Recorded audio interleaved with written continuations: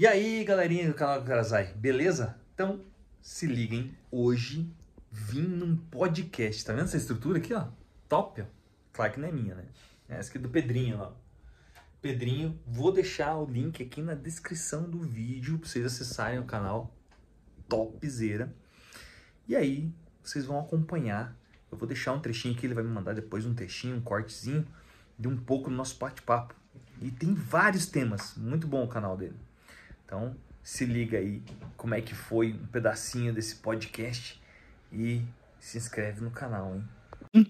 A minha função é que esses indivíduos não precisem do médico. Quando alguém nos diz algo, ela nos mede com a régua dela. Então, como para aquela pessoa, aquilo não é possível e não é viável, ela vai dizer que para ninguém é. Ninguém quer que você chegue a lugar algum. Você tem que querer chegar em algum lugar. Quanto mais você se aproxima a pessoas que são fantásticas naquilo que fazem, mais você vê o quanto você tá para trás do que pode se chegar. Olá, seja bem-vindo ou seja bem-vindo a mais um episódio desse podcast com o Dr. Número. Eu sou o Pedro Leodino Filho, eu sou o Dr. Número também, no caso. Hoje eu entrevisto o professor Alessandro Karazai, ele que é autor e também professor de Educação Física e atua na saúde em Guarapuava.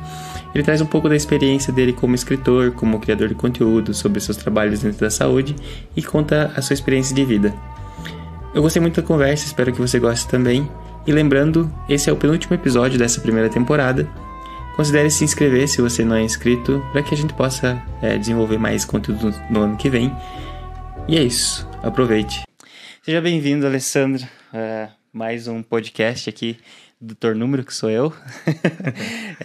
E antes de a gente começar, esse podcast ele não tem um objetivo muito fixo de nicho, sabe? Eu chamo as pessoas que eu conheço, que eu acho pessoas interessantes, inclusive você, né?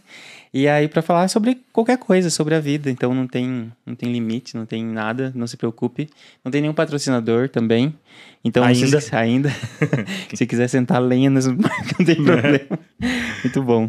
Seja bem-vindo mais uma vez. Antes também de tudo, eu não sei como te apresentar, porque quando você me falou o que você fazia, né? Tipo, tem zilhões de coisas. Então, por favor, se apresente. Então, eu sou Alessandro Pavlos Karazai, né? Esse é o meu nome. Eu acredito que as pessoas são múltiplas. E por várias circunstâncias de vivências do dia a dia e da vida, sempre achei que quanto mais aberto o leque, mais interessante e maior possibilidades a gente tinha. Isso fez com que ele tenha um pró e um contra desse leque aberto. O pró é que você se torna com um olhar mais abrangente sobre as coisas e consegue enxergar as coisas de forma mais conectadas. O contra é que eu, pelo menos, tenho uma dificuldade de me aprofundar-me muito em uma coisa só. Se me permite o exemplo, você fez doutorado agora há pouco tempo. Eu sempre estou te acompanhando, nem que seja de longe, você sabe disso. Isso é um aprofundar-se em algo. Apesar de ser um leque enorme dentro da própria exatas, dentro da própria matemática, ainda assim está num nicho, né, de certa forma. E aí, eu faço muito de muita coisa, né? Como você disse, né? Na hora que eu comecei a colocar as coisas, né? Então, eu estou fazendo a 7ª especialização em um tema diferente, em uma área diferente. Isso tem as suas coisas boas, porque entende um pouco de cada coisa e aparecem mais oportunidades no meu modo de entender. Porém, demora um pouco mais para a gente se aprofundar em um determinado ponto. E é o que eu vou fazer, por exemplo, Agora, ano que vem eu pretendo caminhar para o mestrado. Então, chega de especializações, eu acho que já fiz todas as que precisava.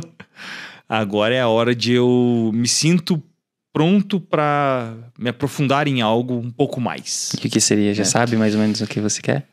A princípio, vou estudar alguma coisa voltada para novas tecnologias, voltada à educação. Ou a educação ou a formação continuada do professor. Eu sou professor do estado do Paraná e sou também profissional de educação física dentro da área da saúde. Inclusive, só tem eu na saúde de Guarapuava de educação física concursado, né, na saúde pública. Então, como assim? Não entendi. Como assim na saúde? Então, entre algumas funções, uma coisa que é relativamente nova aqui na nossa região, mas em outras regiões já é alguma coisa já de muitos anos, que é o profissional de educação física vinculado à rede de saúde pública. E a ideia é que, entre outras, a função principal seria atividade física preventiva a patologias. Essa seria a função principal. Tem outras coisas, outras frentes que é possível de se atuar, mas a principal, no meu modo de ver, é essa atuação de prevenção a patologias. É um movimento de tentativa de tirar um pouco aquele foco curativo da saúde, que ela está incrustada na cultura até da população, né? Que eu só remedio, ou seja, eu espero o problema aparecer, depois que eu estou com o problema instalado, seja ele crônico ou agudo, aí eu vou procurar a saúde pública ou a saúde particular para que eu trate aquele meu problema. E a ideia é o movimento contrário. A minha função é fazer com que esses indivíduos não precisem desse remediar. Que eles façam atividades físicas que, por enquanto, a gente separa por patologia, porque a gente ainda tem essa cultura medicamentosa e do médico como figura principal. Não que não tenha sua importância, é óbvio que é importante. Porém, a minha função é que esses indivíduos não precisem do médico ou do fisioterapeuta. E como você atua daí nesse sentido? Você promove atividades ou nas escolas, ou como que funciona? Então, no momento, eu estou fazendo parte de uma equipe que chama EMULT. Em outros tempos era a equipe NASF, né? Que o NASF era Núcleo Ampliado à Saúde da Família na Atenção Básica. Essa era a ideia. Era uma equipe multidisciplinar. Agora mudou a nomenclatura e o conceito é muito parecido dessa equipe multi. É uma equipe multiprofissional, então tem fisioterapeuta, tem nutricionista, tem fono, tem enfermagem, né? Uma equipe bem completa. E a ideia é que nesse primeiro momento a gente vai fazendo grupos e atendimentos individuais, caso necessário. Por enquanto, os grupos a gente separa por patologia. Então, por exemplo, tem um grupo só de lombalgia, lombociatalgia. Então, aqueles que já estão... o indivíduo, em vez de ganhar alta da fisioterapia, ele ganha um reencaminhamento. Ele é reencaminhado para que eu continue esse trabalho, que ele já se tornou apto fisicamente o suficiente para fazer uma atividade física um pouquinho mais vigorosa. Claro que daí a gente vai adaptando de acordo com a característica de cada grupo. Então vai ter o grupo de gestante, o grupo de hiperdia, que é hipertenso diabético, e assim vai. Vai ter o grupo eventualmente associado a transtornos ou doenças mentais. E aí, dependendo da demanda de cada unidade, a gente vai montando esses grupos. Então a unidade monta determinados grupos e a gente vai reencaminhando esses indivíduos. Logo que eu iniciei, ninguém sabia o que era para ser feito e ninguém conhecia isso também. Até para mim era relativamente novo. E aí a gente conversou em equipe e falamos assim, o que a gente precisa resolver? Qual que é o grande problema? O primeiro grande problema era a reincidência de pacientes em fisioterapia. Cerca de 70% dos pacientes que terminavam suas sessões dentro do mesmo ano retornavam com o mesmo reclame. Eu falei assim, vamos resolver isso aí primeiro, já que já está posto que isso acontece? Depois a gente vê outras demandas, né? Que é o que acontece hoje já. Já estou há 10 anos com esse trabalho. Então agora a gente já tem outras demandas além dessa.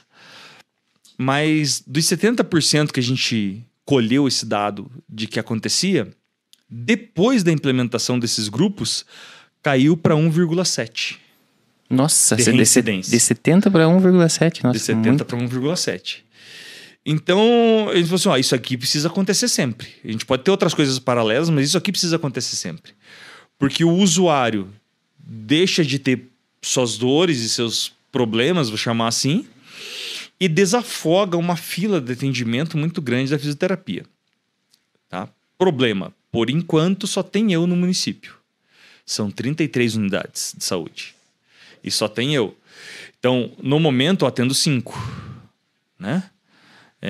Que já é um certo volume, né? Eu tenho 20 horas apenas na prefeitura. Então, só pelas manhãs. Então, porque aí você é professor no estado também, né? No estado também. Ao mesmo tempo. Exato. E aí, quantas horas no estado? 40. Já 60 horas aí. São 60 horas. Uhum. Daí a gente faz pós-graduação ao mesmo tempo. Daí a gente estuda, tem família, tem N outras coisas que a gente faz em paralelo. Eu sou professor formador do estado do Paraná esse ano. Pretendo ano que vem continuar. Agora tem até a seletiva agora domingo. Então, junta tudo, né? Eu sou preceptor da Unicentro também, dos residentes. Então, a Unicentro tem um programa de residência com esse mesmo foco, multiprofissional. E aí, é estágio de formados. Então, é um programa quase como se fosse um estágio. Ele é remunerado por 2 anos. Então, R1, R2, é residente 1, residente 2. E eles fazem atuação, mas daí fixam em um único posto de saúde. Eles não rodam e tem algumas características um pouquinho diferentes, mas tem um foco parecido também com a equipe multi. Então, eu sou a ponta, a ponta recebedora desses formados de educação física da Unicentro, que tem o professor responsável da própria Unicentro também, que acompanha de perto. Então, eles são monitorados e tem aulas também a noturno, e durante o dia eles fazem esse trabalho, só que daí fixo em um posto. São 2 equipes, hoje em dia, né, de residentes em Guarapuava. Legal, então é bastante trabalho, principalmente esse teu trabalho com a saúde, né? Então você trabalha com uma forma de, como se fosse uma fisioterapia continuada. Exato. Fora da fisioterapia, para que essas pessoas não voltem para a fisioterapia podendo praticar outras atividades. Essas atividades, o que elas são? Elas são esportes, em casa? Como é que você cuida dessa galera toda, assim? Não é exatamente igual em todos os lugares, até porque depende da demanda, da característica de cada lugar. Então, por exemplo, existem locais onde eu tenho um ginásio coberto, tem locais que não tem locais que a gente usa, às vezes, um salão de igreja, tem locais que a gente usa... Então, depende muito de cada situação, cada lugar. A gente tem que se adaptar. Via de regra, são exercícios resistidos, ou seja, que usam força e peso. Como a gente não tem a felicidade de ter aí uma academia estruturada, alguma coisa assim, a gente usa peso do próprio corpo, mais ou menos na mesma ideia de uma calistenia, claro que com uma intensidade diferente, com exercícios específicos para cada situação e para cada público-alvo. Garrafinha cheia de areia, cabo de vassoura, coisas que as pessoas têm em casa. Porque como geralmente esses grupos eles me veem uma vez por semana, eu preciso que eles realizem esse exercício todo dia, fora dali. Então eu tenho que achar exercícios que sejam possíveis de se fazer em qualquer lugar. Quando eles têm um bom tempo e eu vejo que tem uma boa evolução, aí eu mesmo falo assim, viu, agora tá na hora de você procurar uma academia, um esporte, uma dança, alguma coisa mais vigorosa. Chegou num ponto onde o meu recurso de aparelhagem ou de intensidade tem um limite, né? Porque vai chegar uma hora que teu peso corporal ele já não é mais o suficiente para gerar mudança biológica, fisiológica, né? Então aí precisa de uma carga extra, seja de intensidade por volume ou por, né, de tempo ou de carga, né? E aí eu começo a falar assim, será que isso não tem a possibilidade? Porque a gente tem que pensar também o seguinte, serviço público, seja ele escolar ou do posto de saúde, a princípio é para um público um pouco mais carente, né? Claro que vai ter realidades aí de todos os níveis, mas via de regra é um público que tem um pouco menos de recurso, né? E então eu preciso entender que não adianta eu dizer, o ideal é você pegar um personal trainer que vai treinar pelo menos tantas vezes por semana, viu? Tá, legal, esse é o ideal, pode, de fato, né? Mas e aí, não adianta eu falar para você, Pedrinho, o melhor carro que tem para dirigir é a Ferrari, você tem que ter uma Ferrari. Eu falei, cara, mas eu tô peleando para pagar o meu carrinho popular, né? Sim. Então, claro, sim, existe um ideal, mas dentro do que é o ideal e do que é possível ser feito, vamos fazer o que é possível ser feito. Até entra dentro daquela frase famosa do Cortella, né? Faça o melhor possível dentro das condições que você tem, até que você tenha melhores condições de fazer melhor ainda. Então eu faço o que é melhor possível dentro das condições que a gente tem. Muito bom. Legal demais. E qual que é a tua motivação? O que te motiva a continuar fazendo isso? Porque eu imagino que é um esforço muito grande, né? Físico e tal, de estudo, de você estar aí, às vezes 60 horas trabalhando na semana. Nesse sentido, o que continua te movendo, assim? Bom, é interessante isso que você diz, porque muitas pessoas constroem esse propósito, né? E esse propósito move elas, não importa para onde, né? Seja para fazer um mestrado, escrever um livro e tudo mais. Ao mesmo tempo que você contou a tua história aqui, né? E mostrou a tua visão, eu acho muito legal que você começou a construir, né? Tipo, coisas para a internet. E aí me conta como é que foi esse início, né? Você criar teu canal no YouTube, por que você faz esse canal e por que você tem um limpador ultrassônico na tua casa? Vamos lá. Eu falo que eu sou esquisito e é óbvio que a família se reflete, né? Como diz o ditado, a fruta não cai longe do pé. O canal do YouTube começou com a pandemia, porque quando as aulas começaram a ser online, como eu sou professor do estado, no meu julgamento e no meu modo de entender, o formato das aulas que o estado dispôs para os alunos não era interessante, não chamava atenção, e o aluno não ia ver e não ia querer participar e não ia fazer. Querer que alguém estudasse durante a pandemia já era uma intenção, uma ideia muito, né? muito vaga, né? Do que as pessoas querem fazer quando estão em uma pandemia. E então, num primeiro momento, eu falei assim, cara, eu não aguentei assistir uma aula inteira da minha área. Meu aluno não vai ver, cara. 6º ano, 7º, 8º, ensino médio, não importa. Eu falei, eu preciso deixar essa aula mais dinâmica, mais enxuta e mais legal. E foi assim que começou meu canal, com essa intenção, de atender meu aluno. Mas a maioria não tem acesso à internet. Sim, mas eu tenho que fazer o que eu posso dentro do que eu tenho agora. Uhum. Se eles têm, para assistir uma aula do estado, tipo, que tava na internet, eles iam... Né?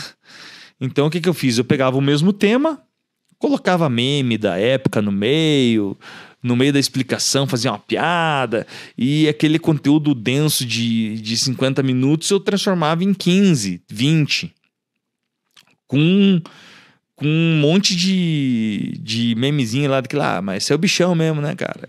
Né? E essas coisas assim, no meio da explicação.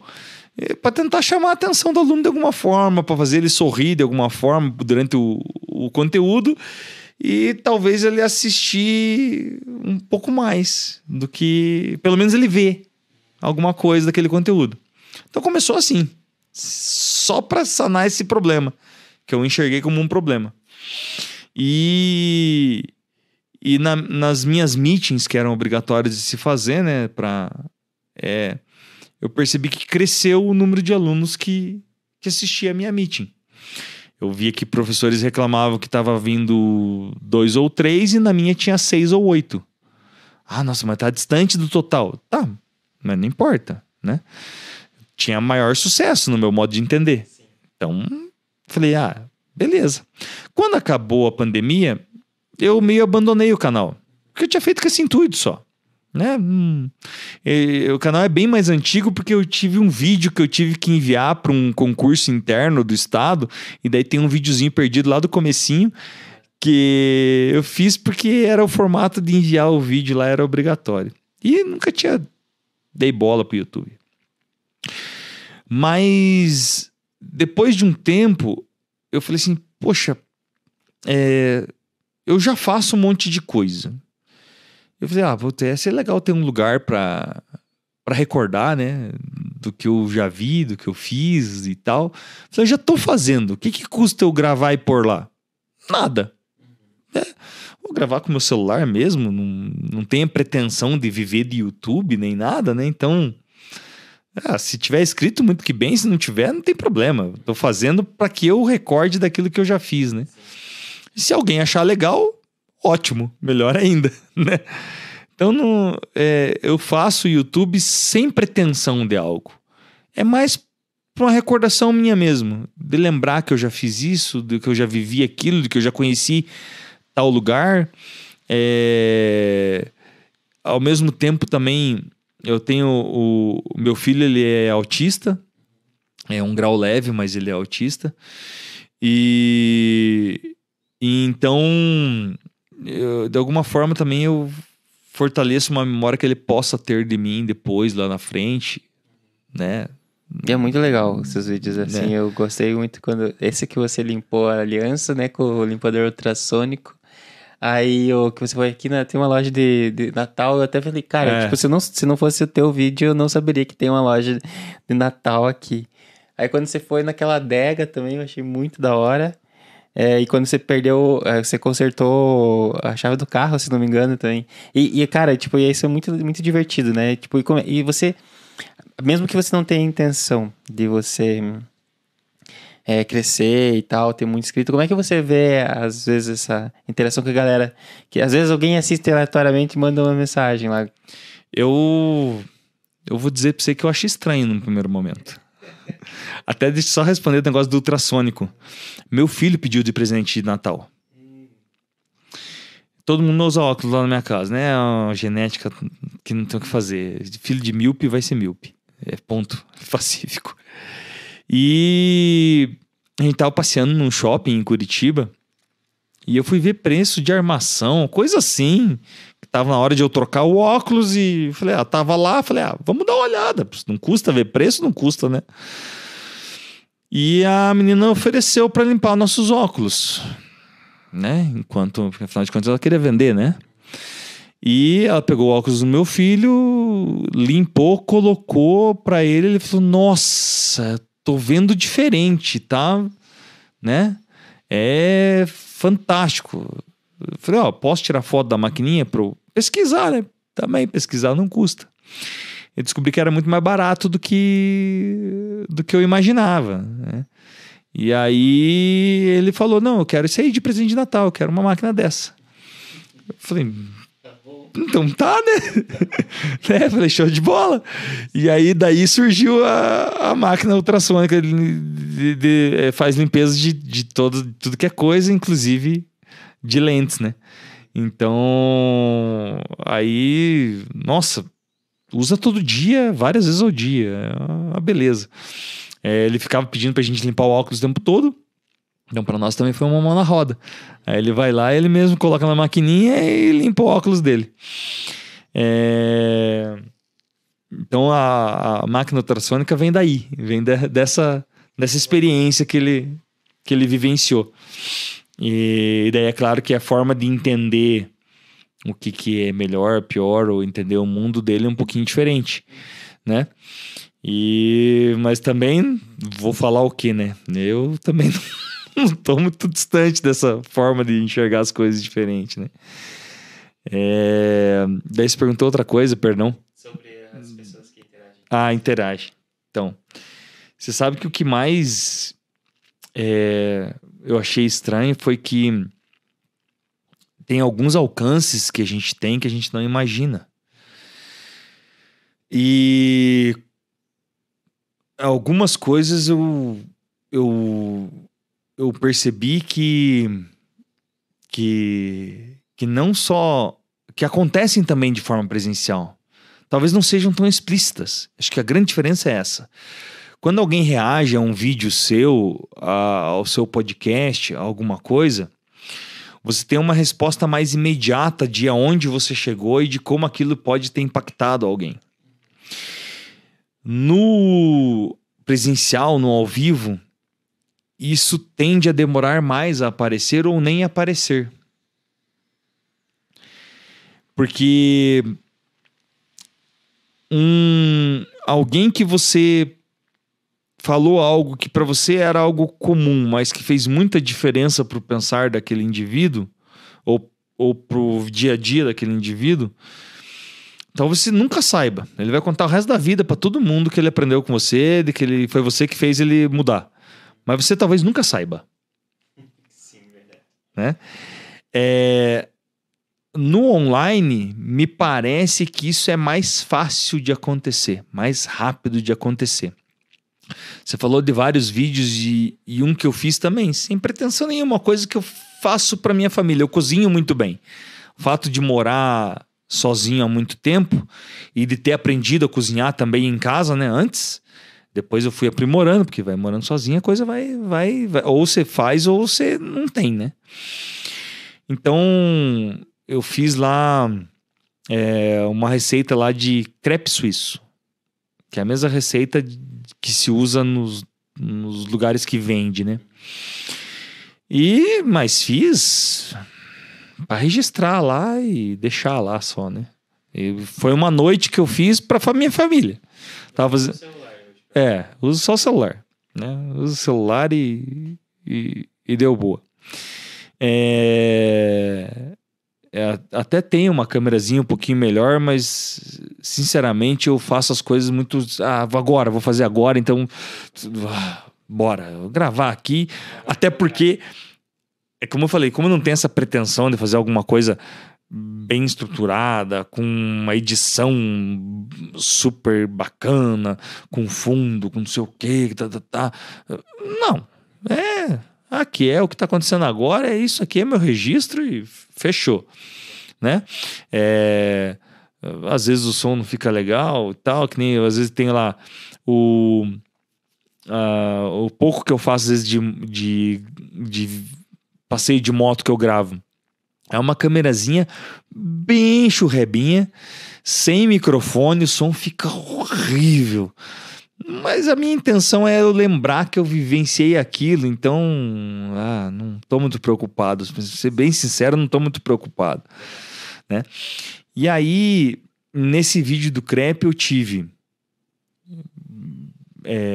umas 1000 e poucas visualizações, que pra mim é coisa pra caramba. Sim. Eu sei que não, mas claro, eu acho... canal do YouTube é ridículo, mas... Sabe que eu te cortando um pouco, eu acho bastante. Quando eu lembro que a primeira vez que eu tive 1000 visualizações no vídeo, eu falei, meu Deus, eu não poderia convidar cada pessoa que assistiu esse vídeo para um churrasco. Exato. Entendeu? Tipo, não caberia. E a minha intenção é que, sei lá, se 10 pessoas vissem esse vídeo, já ótimo. Justo. E daí teve muito comentário nesse vídeo. Por isso que eu tô citando ele, porque você perguntou dessa interação, e é o que tem mais interação. E aí o que mais me assustou é que foi uma mulher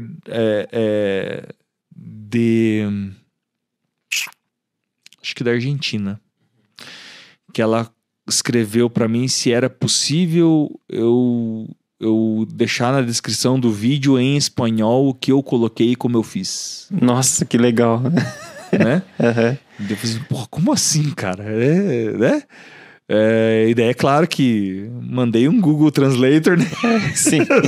Sinto Claro, muito. vou Sinto mandar muito. ali. Espera um pouquinho, já coloco. Sinto muito, não tem esse domínio de espanhol que para fazer algo sensacional, mas o suficiente para ser entendido, vai. Então eu falei assim, bom, bora pôr, né? E daí eu coloquei, ela curtiu lá a postagenzinha do que tinha colocado. Então eu falei, pô, cara, quando que eu ia imaginar que na hora de eu cozinhar pra minha família, pra minha casa, que é alguma coisa que eu faço com uma forma de transmitir carinho pra eles também, né? Eu ia ajudar alguém na Argentina. Ou como algumas pessoas começaram a colocar lá, como é que eu faço pra embalar e pra entregar pra delivery isso aí? Eu falei assim, não sei. É um outro problema. Eu não sei. Esse é outro problema. Eu resolvi esse problema. Eu não faço Agora, isso. criar outros, né? Eu não faço isso. Eu cozinho pra minha família, gente. Que bom que você gostou da receita e ficou gostoso e que você achou que dá pra vender isso aí porque ficou bom. Mas eu não sei, né? Tempo atrás eu tinha colocado quanto eu gasto lá de água na minha hidro lá. E daí eu falei assim, ó, não gasto nada, porque eu trato a água, uso a mesma o ano todo, né? Aí que tá o negócio, né? Por isso que dá pra ter, senão não ia dar. E daí várias mensagens, que tipo de filtro você usa? Como é que você faz pra... Falei, gente, eu não tenho esse conhecimento técnico. Falei, eu sinto muito, não posso te ajudar. Fui sempre sincero, não posso te ajudar, não tenho conhecimento técnico. A minha vem com filtro embutido. Eu limpo, jogo um cloro ali, meço o pH e deu boa. É como tratar um aquário, né? Um aquário grande, só. Então, não tento dizer o que não sei também, porque senão é corda se enforcando, né? Então, para essas coisas eu acho interessante, assim, que você fala assim, pô, mas como assim? Meus alunos se impressionam às vezes. Tem uma parte boa que os alunos vêm assim, quanto você ganha no YouTube? E que daí quando eu vou dizer assim, não ganho nada. Como assim nada? Eu falo assim, não é tão simples quanto você imagina.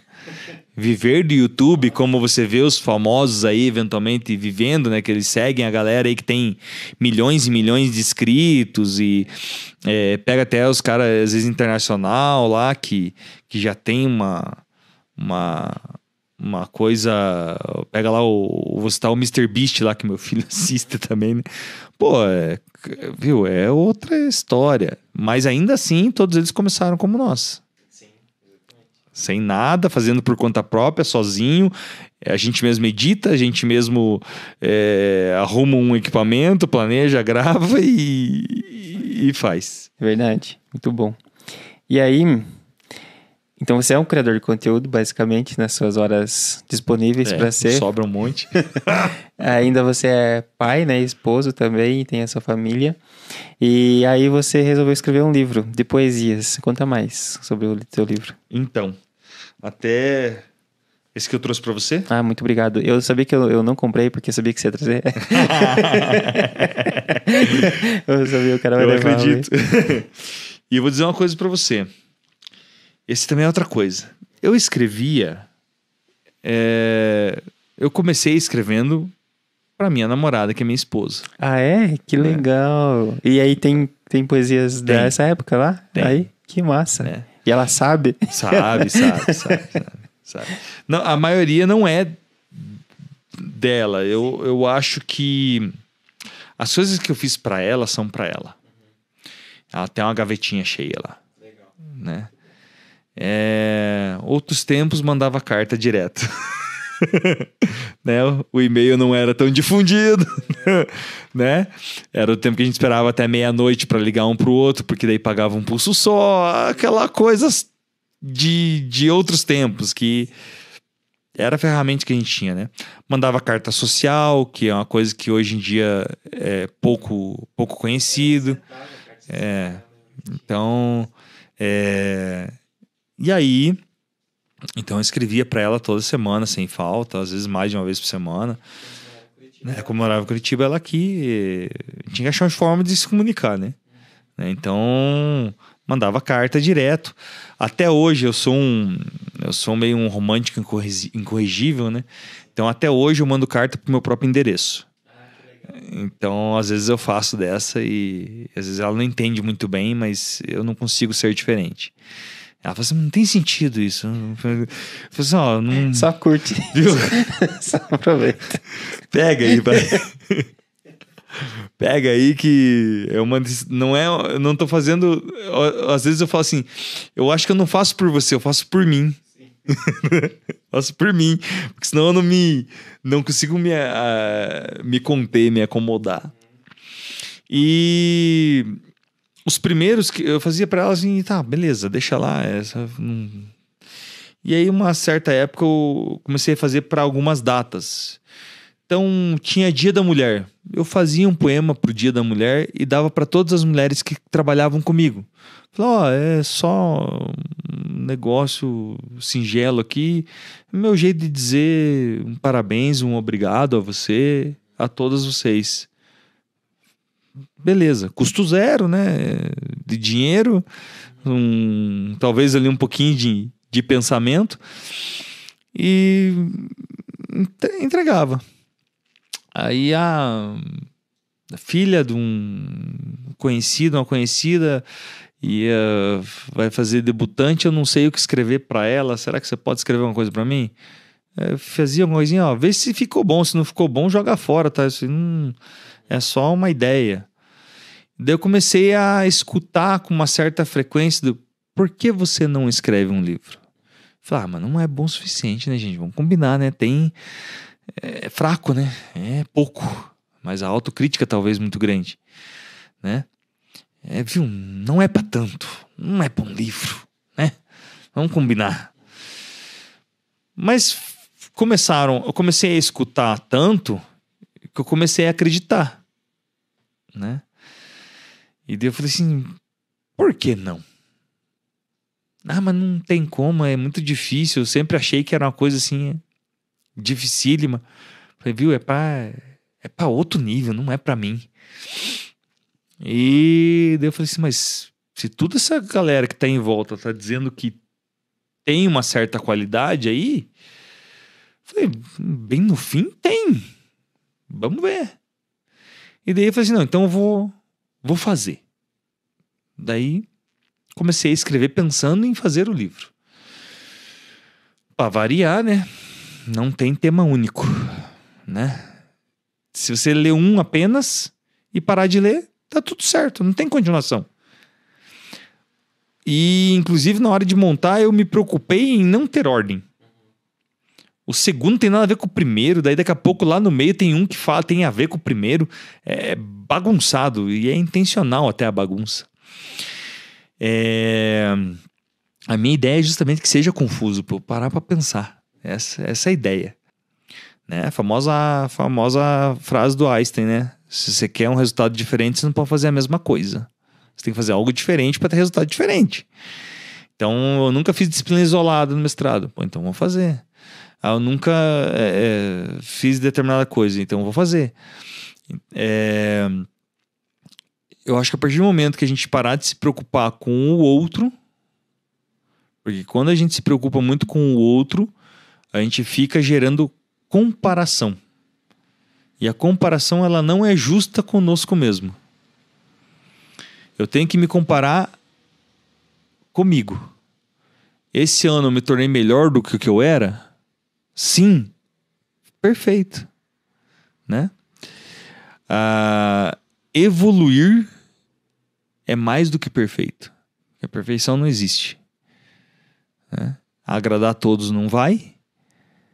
Mas se você não se agradar sobre aquilo que você está fazendo, aí é um problema.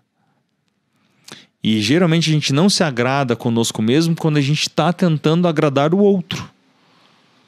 E não dá para agradar o outro, né?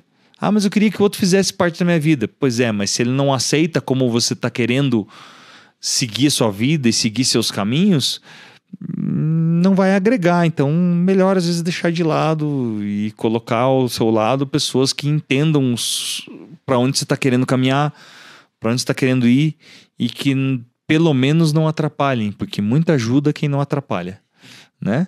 E aí, então acho que essa é a grande sacada. E eu demorei para entender de que o importante não era fazer algo para alguém, e sim porque eu queria, né?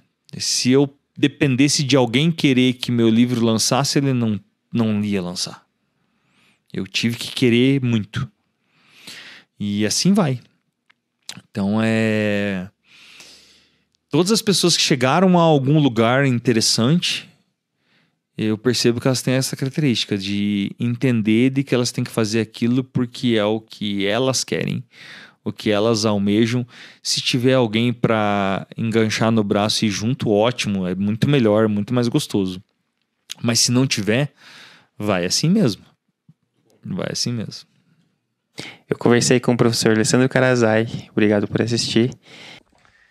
Esse foi o vídeo de hoje. Não esquece. Curte, comenta, compartilha, ativa o sininho. Até o próximo vídeo, hein? Fui!